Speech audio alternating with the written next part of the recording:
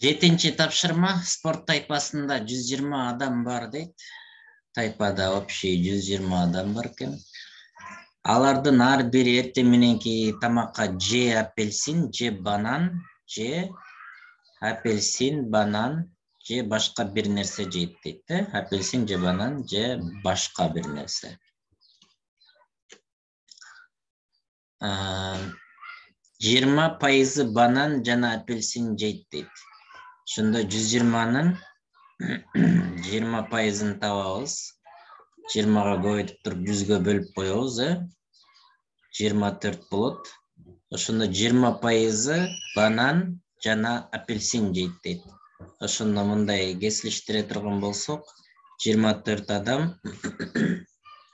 банан жана апельсин жейт. 35 адам банан гана жейт дейт. Бул жер 35 болот экен, Банан гана болсо, мына могу жерге чейинкиси да, мына 35 жейт экен.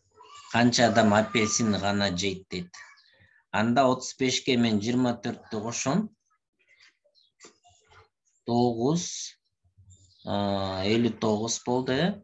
Анан 120, жалпы адам 120 бар да. 120-дан 59-ду алып койсом, бир калдык калса 61. Ошондо могу жер 61 гана болуп калат мына. 61-ге 24, 35-ти кошсок, общий 120-ны берет. Ошондо биздин жообубуз 61.